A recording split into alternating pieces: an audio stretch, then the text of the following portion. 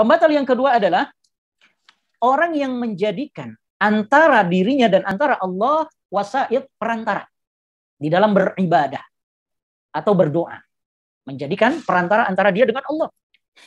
Ya, yad'uuhum wa yas'aluhumus syafa'ah. Berdoa kepada mereka, meminta kepada mereka syafaat. Ya, wa yatawakkalu alaihim, dan bersandar, bertawakal kepada mereka. Fa innahu yakfuru ijma'an. Maka yang seperti ini dia menjadi kafir secara ijma'. Maksudnya bagaimana? Ada orang-orang yang dia beribadah kepada Allah, tapi dia jadikan orang lain, dia jadikan makhluk-makhluk, sebagian makhluk-makhluk Allah sebagai perantara untuk beribadah kepada Allah. Misalnya dia datang kepada kuburan tertentu, ya, diklaim ini kuburan orang soleh misalnya, ini kuburan wali misalnya, ya, dengan mengatakan ini orang soleh, dekat dengan Allah, sedangkan saya jauh. Tapi saya punya hajat, saya punya permohonan yang ingin dikabulkan oleh Allah.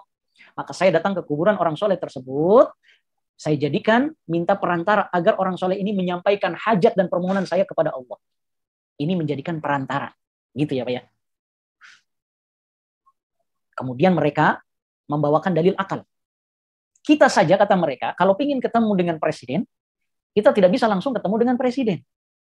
Tapi kita harus melalui ajudan, menteri-menterinya. Karena kita rakyat biasa. Nah, ini syubhat kan? Nah, apalagi Allah. Maka ketahuilah, ma'asyiral muslimin wal muslimat, rahimani wa rahimakumullah, ini adalah pekerjaan dan perbuatan orang-orang musyrik zaman dulu. Ya, perhatikan firman Allah di dalam surat Az-Zumar.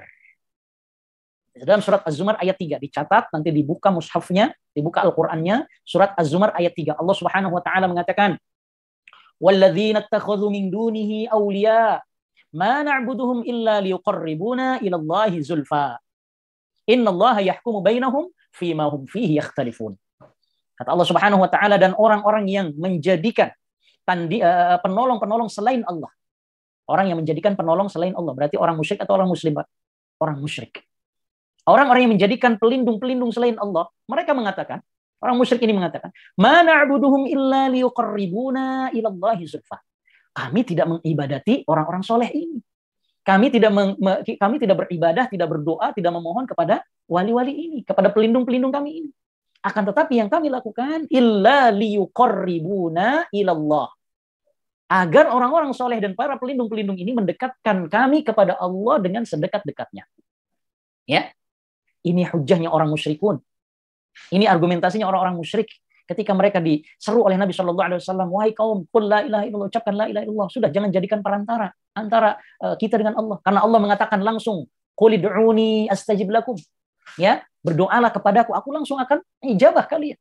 Allah katakan ud'uni, berdoalah langsung, beribadahlah langsung, tanpa perantara. Dia jadikan perantara. Ini argumentasinya orang musyrikin zaman Nabi Shallallahu Alaihi Wasallam. Kami tidak mengibadati orang-orang soleh ini, akan tetapi agar mereka mendekatkan kami kepada Allah, zulfa, sedekat-dekatnya.